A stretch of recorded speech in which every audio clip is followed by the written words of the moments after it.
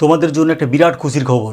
পশ্চিমবঙ্গে গ্রাম পঞ্চায়েতে প্রায় নিয়োগ হতে চলেছে 11,500 কর্মী এবং রেজিস্ট্রেশনও শুরু হয়ে গিয়েছে। আর দেরি না করে তোমরা এখনই রেজিস্ট্রেশনটাই করে নাও। আজকের ভিডিওতে পশ্চিমবঙ্গে গ্রাম পঞ্চায়েত নিয়োগ নিয়ে ডিটেলস আমরা আলোচনা করব। সুতরাং আজকের ভিডিওটা খুবই গুরুত্বপূর্ণ তোমাদের কাছে। পশ্চিমবঙ্গে গ্রাম পঞ্চায়েতে নিয়োগ হতে গেলে ম্যান্ডেটরি কী কী আছে, কী কী পদ আছে, তাদের যোগ্যতাই বা কী লাগবে, বেতন কাঠামো কেমন, পরীক্ষার পদ্ধতি, বয়সসীমা, সব কিছু নিয়ে ডিটেলস আলোচনা করবো আজকের ভিডিওতে। সুতরাং বন্ধুরা বুঝতেই পারছো আজকের ভিডিওটা খুবই ইনফরমেটিভ। আর বন্ধুরা, পশ্চিমবঙ্গে গ্রাম পঞ্চায়েত নিয়োগ 2026-এ এই পরীক্ষার সমস্ত খুঁটিনাটি থাকছে আজকের ভিডিওতে এবং তোমাদের আর কোনো ভিডিও দেখার দরকার নেই। ভিডিওটি ভালো লাগলে লাইক করবে আর আমাদের চ্যানেলকে অবশ্যই সাবস্ক্রাইব করো। আমাদের চ্যানেলের নাম অস্মিতা এসডিএ টেক আর আমি অভিজিৎ। 2026 সালে পশ্চিমবঙ্গে বিধানসভা পরিবর্তনের পর গঠন হয়ে গিয়েছে নতুন সরকারের মন্ত্রিসভা। তারপর একের পর এক ধামাকাদার নিউজ আসছে। প্রথম অন্নপূর্ণা যোজনা, তারপর আয়ুষ্মান ভারত, এখন আবার গ্রাম পঞ্চায়েতে নিয়োগ। তো দেখো বন্ধুরা, আজকে ডিটেলস আলোচনা করছি এই পশ্চিমবঙ্গ গ্রাম পঞ্চায়েত নিয়োগ 2026-এর। টোটাল শূন্যপদ আছে 11,547, অর্থাৎ 11,500 প্লাস। অলরেডি কিন্তু রেজিস্ট্রেশন স্টার্ট হয়ে গিয়েছে 17/6/2026 বা 10/6/2026। অর্থাৎ দেখতে পাচ্ছি দু রকমই ডেটা পাওয়া যাচ্ছে। কোথাও বলেছে 17/6 থেকে স্টার্ট হয়েছে, কোথাও বলছে 10/6 থেকে স্টার্ট হয়েছে। তোমাদের কাছে যদি কোনো ইনফরমেশান থাকে অবশ্যই আমার কমেন্ট বক্সে কমেন্ট করো। আবেদনের সম্ভাব্য মাস হচ্ছে জুলাই, অর্থাৎ এই মাস থেকেই। আর ম্যান্ডেটরি এখানে দুটো জিনিস আছে। এক, ভারতীয় নাগরিক হতেই হবে, অর্থাৎ অভারতীয় কেউ এই পরীক্ষায় অংশগ্রহণ করতে পারবে না। আর সেকেন্ড হচ্ছে বাংলা ভাষায় কথা বলা।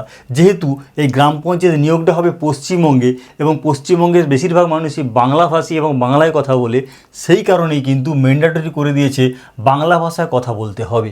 এখন আমরা এই পশ্চিমবঙ্গ গ্রাম পঞ্চায়েত নিয়োগ 2026-এর আন্ডারে কতগুলো পদ আছে এবং তাদের যোগ্যতা, বয়সসীমা, সম্ভাব্য বেতন এবং পরীক্ষার পদ্ধতি নিয়ে ডিটেলস আলোচনা করব। দেখো, প্রথম হচ্ছে যে পদ সেটা হচ্ছে গ্রাম পঞ্চায়েতের কর্মী। এই গ্রাম পঞ্চায়েতের কর্মীর যোগ্যতা হবে ন্যূনতম অষ্টম, অর্থাৎ মিনিমাম ক্লাস 8। ধরো ক্লাস 10, ক্লাস 12 বা গ্র্যাজুয়েশান, তারা কি এখানে অংশগ্রহণ করতে পারবে না? তারা ডেফিনেটলি করতে পারবে। মিনিমাম হচ্ছে ক্লাস 8। এরপর বয়সসীমা, ইউআর জানো জেনারেল, তাদের জন্য 18 বছর থেকে 45 বছর।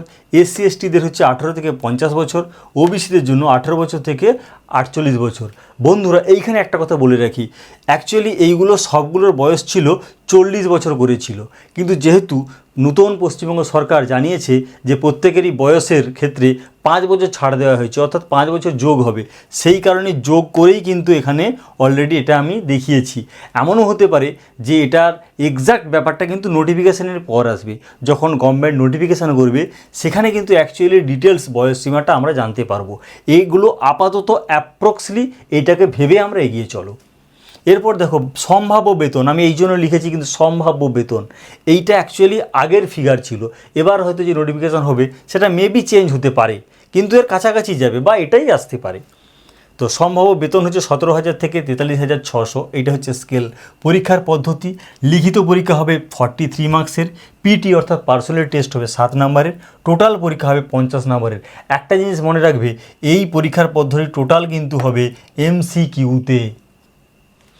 এরপর হচ্ছে পঞ্চায়েত সেক্রেটারি, তাদের ক্ষেত্রে যোগ্যতা হচ্ছে ন্যূনতম উচ্চ মাধ্যমিক, আগেরই মতন, অর্থাৎ যারা গ্র্যাজুয়েশান তারা কিন্তু এখানে অংশগ্রহণ করতে পারবে। বয়সসীমা পুরো সেম, সেই সাধারণের জন্য 18 বছর থেকে 45 বছর, এসসি এসটিদের জন্য 18 বছর থেকে 50 বছর, আর ওবিসিদের জন্য 18 বছর থেকে 48 বছর। সম্ভাব্য বেতন 22,000 থেকে 32,000, এইটা হচ্ছে স্কেল।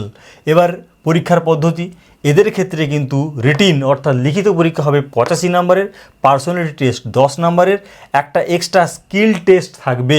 এই পঞ্চায়েত সেক্রেটারির জন্য একটা স্কিল টেস্ট থাকবে, সেটা হচ্ছে 5 নম্বরের, তাই টোটাল হয়ে যাবে 100। এর কেউ হবে এমসিকিউ।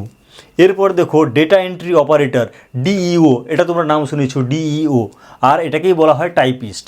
এর যোগ্যতা হচ্ছে মাধ্যমিক বা উচ্চ মাধ্যমিক কোনো একটা হলে হবে, অর্থাৎ মিনিমাম মাধ্যমিক হলেও হয়ে যাবে। প্লাস কিন্তু কম্পিউটারটা মাস্ট, যেহেতু ডেটা এন্ট্রি করতে হবে সুতরাং কম্পিউটারটা মাস্ট। আর বয়সসীমা আগেরই মতন সেম, সেই সাধারণ হলে 18 থেকে 45, এসসি এসটি হলে 18 থেকে 50, ওবিসি হলে 18 থেকে 48। সম্ভাব্য বেতন 20,000 থেকে 28,000। লিখিত পরীক্ষা হবে 85 নম্বরের, পার্সোনাল টেস্ট হবে 10 নম্বরের, স্কিল টেস্ট থাকবে 5 নম্বরের, টোটাল এই করে 100। এটাও হবে কিন্তু এমসিকিউ ফরম্যাটে। এরপর হচ্ছে নির্মাণ সহায়ক, এটার যোগ্যতা এমপিতে অর্থাৎ মাধ্যমিকে কমপক্ষে কিন্তু 50% থাকতেই হবে, আর এর সাথে থাকতে হবে সিভিল ডিপ্লোমা। সুতরাং এর আগে পরে কোথাও কিন্তু এই মিনিমাম পার্সেন্টেজ নেই, একমাত্র নির্মাণ সহায়কে থাকবে।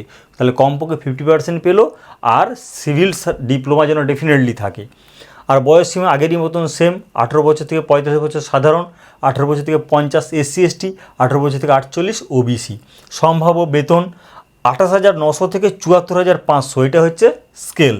এইবার হচ্ছে রিটিন পরীক্ষা হবে 85 নম্বরের, পার্সোনাল টেস্ট হবে 10 নম্বরের, স্কিল টেস্ট হবে 5 নম্বরের, টোটাল এই করে 100। এটাও কিন্তু হবে MCQ ফরম্যাটে। এরপর হচ্ছে ক্লার্কের জন্য যোগ্যতা ন্যূনতম মাধ্যমিক, উচ্চ মাধ্যমিক হলেও তো হবে। বয়সসীমা সে আগেরই মতন, জেনারেল 18 বছর থেকে 45, 18 থেকে 50 SC ST, আর 18 থেকে 48 হবে OBC। সম্ভাব্য বেতন 18,000 থেকে 30,000। পরীক্ষার পদ্ধতি লিখিত পরীক্ষা হবে 43 নম্বরের, পার্সোনাল টেস্ট হবে 7 নম্বরের, টোটাল হচ্ছে 50, এর পুরোটা হবে MCQতে। লাস্ট হচ্ছে আমাদের এক্সিকিউটিভ অ্যাসিস্ট্যান্ট, এর যোগ্যতা চাই স্নাতক, গ্র্যাজুয়েশান চাই। সে গ্র্যাজুয়েশান আর্টস থেকে, কমার্স থেকে, সায়েন্স থেকে, যে কোনো দিক থেকে আসলেও হবে। তাহলে BA BSc BCom মিনিমাম চাই, আর কম্পিউটারটা কিন্তু ম্যান্ডেটরি একদম। বয়সসীমা সে একই রকমই, 18 থেকে 45 সাধারণ, 18 থেকে 50 SC ST, 18 থেকে 48 OBC। সম্ভাব্য বেতন 28,900 থেকে 74,500। পরীক্ষার পদ্ধতি লিখিত হবে 85 নম্বরের, পার্সোনাল টেস্ট হবে 10 নম্বরের, স্কিল হবে 5 নম্বরের, টোটাল 100। এটাও হবে MCQ ফরম্যাটের। তো বন্ধুরা, এই হলো আমাদের এই পশ্চিমবঙ্গ গ্রাম পঞ্চায়েত নিয়োগ 2026-এর টোটাল ডিটেলস। কিন্তু এটা বারবার আমি বলে দিচ্ছি, এইটা কিন্তু যা কিছু ছিল তোমাদের বয়সসীমা থেকে শুরু করে সম্ভাব্য বেতন, রিটিন পরীক্ষা, সব এগুলো কিন্তু আগের যেরকম ছিল ঠিক সেই প্যাটার্নটা হচ্ছে এটা দেখানো হয়েছে। এবার সাধারণত 99% এটাই রিপিট করবে, তবুও যদি কিছু চেঞ্জ হলেও হতে পারে, সেটা নোটিফিকেশান গভর্নমেন্ট আসলেই বোঝা যাবে। তবে যতক্ষণ না গভর্নমেন্ট নোটিফিকেশান করছে, আপাতত এইটাকে তোমরা স্ট্যান্ডার্ড ভেবে এগিয়ে চলো। এমনও হতে পারে এটাই হুবহু মিলে যেতে পারে। আর বয়সটা সবসময় যেহেতু 5 বছর ছাড় দিয়েছে, তাই আমি 5 বছরটা অ্যাড করে এটা দেখিয়েছি। ঠিক আছে? তা বন্ধুরা, আজকের এই ভিডিওটা দেখার পর আশা করি এই পশ্চিমবঙ্গ গ্রাম পঞ্চায়েত নিয়োগ 2026 নিয়ে আর কোনো প্রবলেম থাকার কথা নয়, তোমাদের মনে আর কোনো কোয়েরি থাকার কথা নয়। তাদের যোগ্যতা, বেতন, তাদের পরীক্ষার পদ্ধতি, ডিটেলস সব কিছু আলোচনা করা হয়েছে। আজকের ভিডিওটি যদি ভালো লাগে অবশ্যই লাইক দেবে, আর আমাদের চ্যানেলকে অবশ্যই সাবস্ক্রাইব করো। আজকের ভিডিওটি এই পর্যন্ত। Thank you.